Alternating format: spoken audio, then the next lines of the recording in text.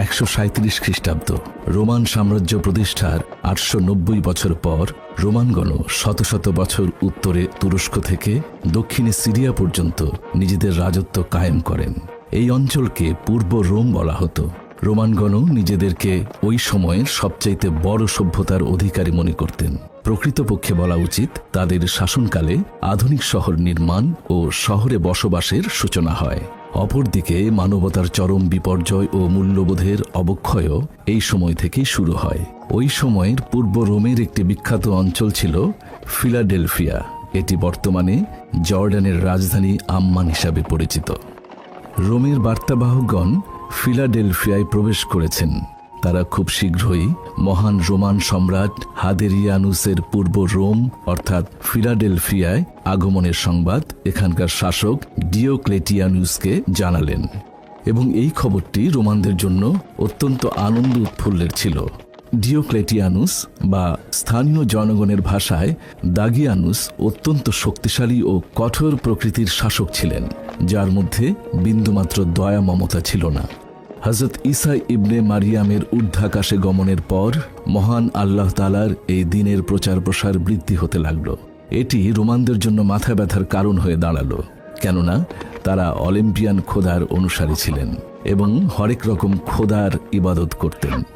তারা তাদের খোদাগণের আইন ও সেরেক পূজার পতন ও বিনাশ সহ্য করতে পারছিলেন না, এবং অপরদিকে এক ও অদ্বিতীয় খোদার প্রচার ও প্রসারের সাক্ষী হতে চাইছিলেন না। ফলে তারা অত্যন্ত কঠোরভাবে মহান আল্লাহর ইবাদতকারীদের বিরুদ্ধে কঠিন লড়াইয়ে অবতীর্ণ হলেন। একক খোদার ইবাদতকারীদের কঠোর সাজা দিতে লাগলেন। কিন্তু এত সব সাজা দেওয়া সত্ত্বেও নতুন এই দিনের প্রচার ও প্রসার দমিয়ে রাখতে পারলেন না।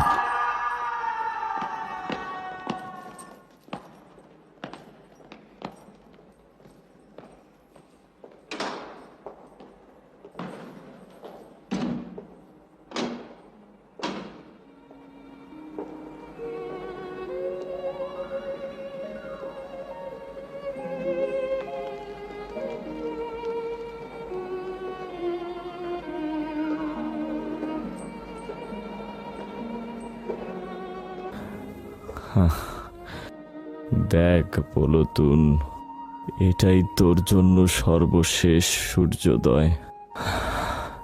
সম্ভবত আগামীকালের সূর্যোদয় আর দেখতে পাবো না।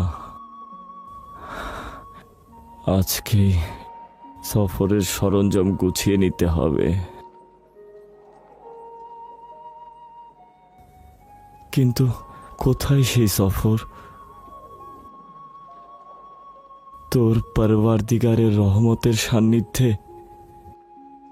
তার মানে এই দুশ্চিন্তার বেড়াজাল ছিন্ন করে তোর অনুগ্রহের কোলে ঠাঁই নেব। হে মেহেরবান দয়ালু, জানি তুমি মহানুভবতা দেখিয়েছ, এই তুচ্ছ বান্দাকে ক্ষমা করেছ, এই বেচারাকে তোমার রহমতের ছায়াতলে ঠাঁই দিয়েছ। আমি তো আসলে নিজেকে চিনি। এই সকল দয়ার প্রতিদানের লজ্জিত হওয়া ছাড়া আর কি করতে পারি? এখনো ঘুমাওনি পুলাতুন? খুব শীঘ্রই ঘুমিয়ে পড়ব।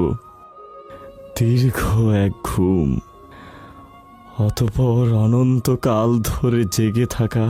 পুলাতুন, আচ্ছা, মৃত্যুর পরে যদি আবার জন্ম হয় ও এত কষ্টভোগের পরেও যদি পুরস্কার পাওয়া না যায়, তবে কি হবে? তার মানে কি এই যে হাজার হাজার পয়গম্বরের ওয়াদা সত্যি হবে না? না না। পুলতনীয় সায়েন্তুস, চলো, দরজা খোলো, চলো। তাকে কোথায় নিয়ে যাচ্ছ? আদালতে। এদিকে আয়। প্লুটোনিয়াস, খোদা তোমার সহায় আছেন। খোদা তাআলার রহমত তোমার অপেক্ষায় আছেন। ভয় পেও না। এই থামো। খোদার উপর ভরসা রেখো। ভয় পেও না প্লুটোনিয়াস। তোমার ঈমানকে দুনিয়ার কাছে বিক্রি করে দিও না।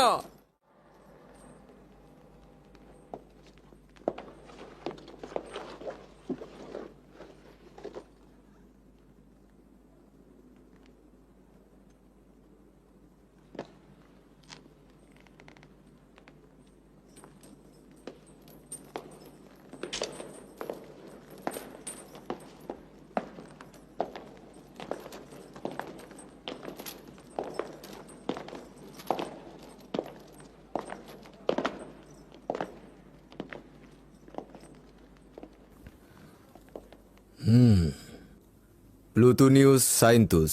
জাতীয়তা রোমান। কোথাকার অধিবাসী? ফিলাডেলফিয়া শহরের। অভিযোগ কি?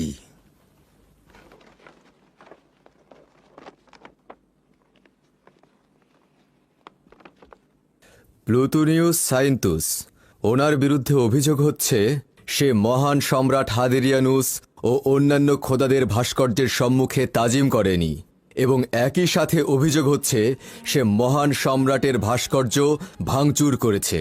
অতঃপর তওবা করার পরিবর্তে পরাক্রমশালী রোমান খোদা ও জুপিটারকে অস্বীকার করেছে, এবং একই সাথে তুচ্ছ ও গোলামদের দিন অর্থাৎ ঈসা মসিদের দিন সে গ্রহণ করেছে।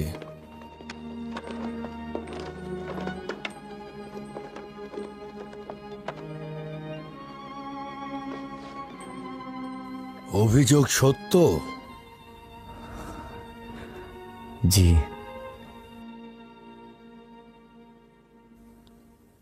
তোর শাস্তি হবে মৃত্যু, আর সেটাও হবে সবচাইতে কঠিন ও নির্মম মৃত্যু।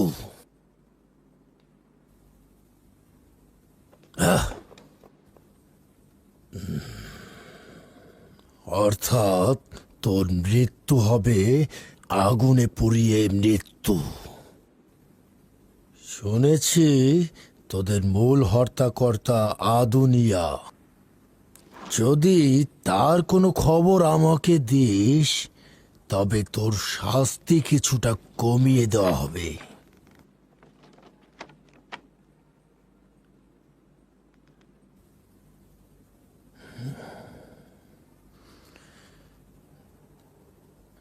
নির্বোধ।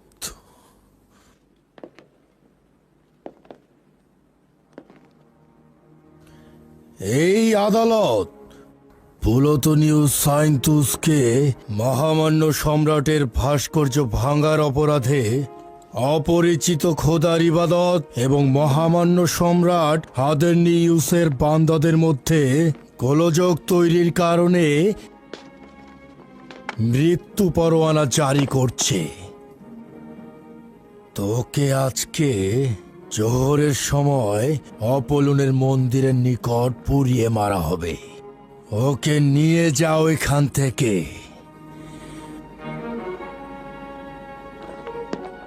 নিয়ে যাও ওকে।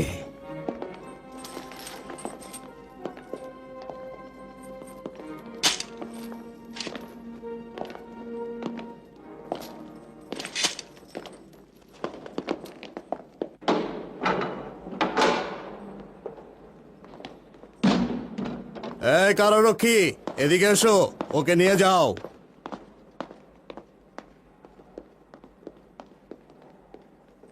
আয়।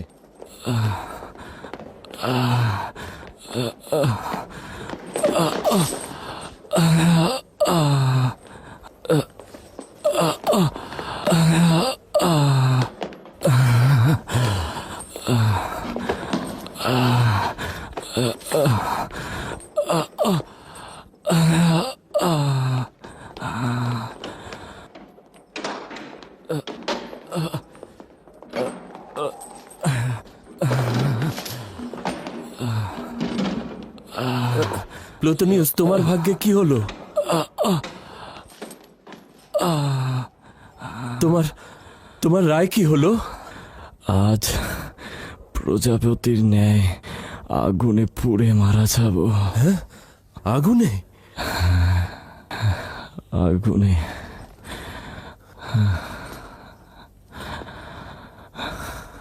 এটা তো সবচাইতে কঠিন শাস্তি। সম্রাটের ভাস্কর্য ভেঙে ফেলার অপরাধ সবচাইতে মন্দ গুণ আর সবচাইতে কঠিন শাস্তি। তাই বলে কি আগুনে পোড়াবে? তাতে কি পার্থক্য রয়েছে এদনান? অবশ্যই পার্থক্য রয়েছে। পূর্বে তো জেনাকারী, ব্যভিচারী ও জাদুকরকে আগুনে পুড়িয়ে মারা হতো, কিন্তু এখন তাওহীদে বিশ্বাসীদের পুড়িয়ে মারা হচ্ছে। একদিন তো মরতে হবেই। এই পদ্ধতিতে কি অসুবিধা রয়েছে? হয় আগুনে পুড়ে, নয়তো ক্রুশবিদ্ধ হয়ে। খুব দ্রুতই এই মাটিতে মিশে যাব। কি অবাক ব্যাপার, মাটি থেকেই জন্ম নিলাম, এই মাটি থেকেই খাবার সংগ্রহ করলাম, আবার সেই মাটিতেই মিশে যাব। কিন্তু কিন্তু ভয় হচ্ছে। তার মানে তুমি মরতে ভয় পাচ্ছ, তাই না? না, মৃত্যুকে আমি ভয় পাই না, পুনরায় জীবিত হওয়াকে আমি ভয় পাই। জানো, আমি গণনা করে দেখেছি, কয়েক হাজার দিন বেঁচে ছিলাম, কিন্তু এর মধ্যে জীবিত ছিলাম শুধুমাত্র 1 বছর। আদুনিয়ার সঙ্গে যেদিন মোলাকাত হলো সেদিন থেকেই বাঁচতে শুরু করলাম। এর পূর্বে অসংখ্যবার খোদার সঙ্গে নাফরমানি করেছি, খোদার কাছে পানহা চাইছি এই হাত দ্বারা, এই চোখ দ্বারা, এই পা দ্বারা। অসংখ্য গুনাহ করেছি আমি। এই শেষ সময় জানি না খোদা আমাকে ক্ষমা করেছে কিনা। প্লুটন, চিন্তা করো না প্লুটন। তুমি এই সংক্ষিপ্ত সময়ে খোদা তালাকে সন্তুষ্ট করতে পেরেছ, এমনকি এখন নিজের জানের বিনিময়ে খোদা তালাকে সন্তুষ্ট করছো। তুমি পারবে না, দেখো আমি তোমাকে আমার হারিয়ে দেব। সাথে তুমি পারবে না। এই অযথা চেষ্টা করছো। পারবো না, দাঁড়াও, এখনই দেখাচ্ছি। পারবে না, তোমার কল্পনা। কি হলো? বাবা, কি হলো, আমি গালু? মারা গেছি। এসো তোমাকে চুমু দেই। আমি দেখাচ্ছি মজা। আস্তে, পেরিন, এর তুমুদকে নিয়ে যাও। আমি একটা বৃদ্ধ মানুষ, কতবার আর মারা যাব। আস্তে, ঘরে মেহমান রয়েছে। জীবাণু, জি। আমি আর একটু খেলতে চাই। আমরা সকল পৃষ্ঠপোষকতা দিয়ে বঞ্চিতদের সাহায্য করব। নিঃসন্দেহে আপনি আপনার হেকমত ও বুদ্ধিমত্তা দিয়ে হজরত ঈসা মসিহের অনুসারীদের জন্য খুব ভালো একজন প্রহরী হবেন। দ্বিতীয়ত, আপনি ডিওক্লেটিয়ানুসের জামাতা ও একই সাথে বানু হেলেনের পতি দেবতা হিসেবে রাজমহলে আপনার আধিপত্য বিস্তার করতে অবশ্যই সক্ষম হবেন। আলী জনাবান, আলী জনাব, রাজমহল থেকে সেনা কর্মকর্তা এসেছে, বলছে যে দাগিয়ানুসের পয়গাম এনেছে। আচ্ছা ঠিক আছে, ভেতরে নিয়ে এসো, যাও। জি। এখনো সঠিক উচ্চারণ করতে পারে না। ডিওক্লেটিয়ানুসকে বলে দাগিয়ানুস। শুভ সকাল আলী জনাব। শুভ সকাল। জনাব ডিওক্লেটিয়ানুস আপনাদের সহ শহরের গণ্যমান্য ব্যক্তিদের রাজমহলে গুরুত্বপূর্ণ আলোচনার জন্য ডেকেছেন। ঠিক আছে। কোনো আদেশ রয়েছে? না, তুমি আসতে পারো। তার মানে কি এমন ঘটল? খুব দ্রুতই বোঝা যাবে। গালুস, আমার টমটম প্রস্তুত করো। জি। তোমরা রাজমহলের দিকে রওনা করো। আমি প্রথম সুযোগেই তোমাদের সঙ্গে মিলিত হব। চেষ্টা করবে যেন আমার অনুপস্থিতি বুঝতে না পারে।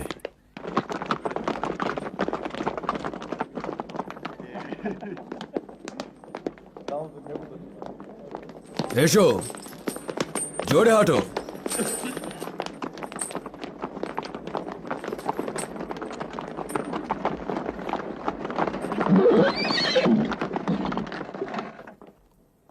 দরুদ আপনার উপর। আপনার উপরেও দরুদ। দেরি করলেন কেন? জানি না কেন ইয়াহুদি গণ্যমান্যদের খবর দেওয়া হলো। অবশ্যই গুরুত্বপূর্ণ কোনো বিষয় রয়েছে। দরুদ আলী জনাব। দরুদ আলী জনাব। দরুদ, দরুদ জনাব ডিওক্লেটিয়ানুসের উপদেষ্টা মণ্ডলী। দরুদ আপনাদের। দরুদ বিচারপতি গায়ুস। ও জনাব বিচারপতি। দুঃখিত জনাব জুলিয়াস, আপনার সাথে আমার সামান্য কিছু কাজ রয়েছে। আসলে বেশ কিছু রায়ের বিবরণী পেশ করা প্রয়োজন। আলী জনাবান, আলী জনাব ডিওক্লেটিয়ানুস রোমের বার্তাবাহকদের সাথে কিছুটা মশগুল রয়েছেন। আলী জনাবানদের ধৈর্য ধরতে অনুরোধ করছি। এই সুযোগে তাহলে আমার বিবরণীটা পেশ করে ফেলি। আজ 11 জনকে আটক করা হয়েছে। এর মধ্যে 6 জন ঈসার অনুসারী, বাকিরা বিভিন্ন অপরাধের সঙ্গে যুক্ত। বিচার কাজ কেমন চলছে? খুব বেশি সন্তোষজনক নয়। হযরত ঈসার অধিকাংশ অনুসারী প্রতিরোধ করছে, তবে এদের মধ্যে অনেকের প্রতিবাদ করার সামর্থ্য নেই। তারা তওবা করছে অথবা তওবা করতে বাধ্য হচ্ছে। তওবাকারীগণ কোনো তথ্য দিচ্ছে? কেউ কেউ দিচ্ছে। যেমন ধরুন, ওদের মধ্যে আজ একজন আদুনিয়ার গোপনে তাবলিগ করার ব্যাপারে তথ্য দিয়েছে। তাকে গ্রেফতার করেছো? না আলী জনাব, সে একজন ভালো ফাঁদ হতে পারে। যদি তাকে নজরে রাখা যায় তবে হযরত ঈসার সকল অনুসারীকে একসাথে গ্রেফতার করা যাবে। খুবই ভালো কথা, তবে সতর্ক দৃষ্টি রেখো যেন ফাঁদ পালিয়ে না যায়। আর আমিও একজনকে তার দিকে নজর রাখতে বলবো। খোদা তাআলার উপর নিষ্ঠাবান থাকো। খোদা আমাদের সঙ্গে রয়েছে। আমাদের সালাম প্রিয় মওলা হযরত ঈসার নিকট পৌঁছে দিও। হ্যাঁ, পৌঁছে দিও। খোদা, তোমার নিকট পানাহা চাইছি। সাহস রেখো, নিজের তালাশকে বৃথা যেতে দিও না। সাহস রেখো। খোদা আমাদের সঙ্গে রয়েছেন। হ্যাঁ, হে খোদা, আমাদের ফরিয়াদ কবুল করুন। তাকে নিও না, তাকে ছেড়ে দাও। বাধা দাও বুলুতুন, বুলুতুন, ছেড়ে দাও। ভয় পেও না বুলুতুন। খোদা তোমার সহায় রয়েছে। ভয় পেও না।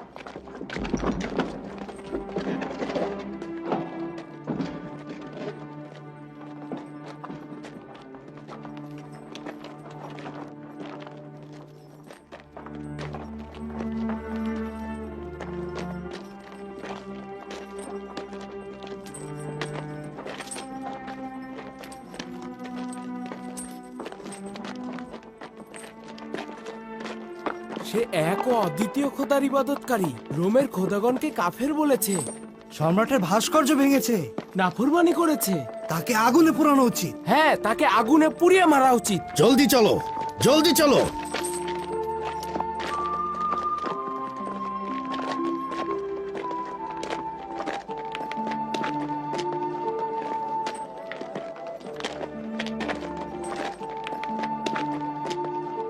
সরে যাও, এক পাশে সরে দাঁড়াও। তোকে অবশ্যই হত্যা করা উচিত। তোকে আগুনে পুড়িয়ে মারা উচিত।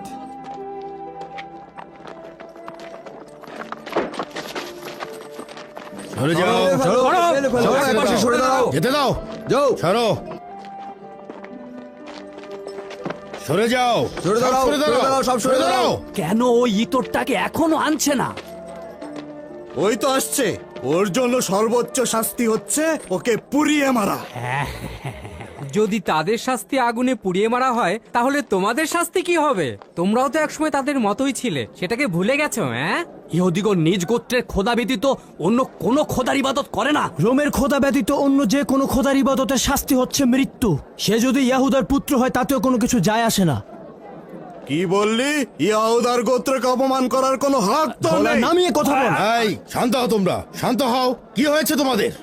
এদিক থেকে সব সরে দাঁড়াও, রাস্তা খালি করে দাও। রাস্তা খালি করে এক পাশে সরে যাও। হ্যাঁ, ওকে পুড়িয়ে মারা উচিত।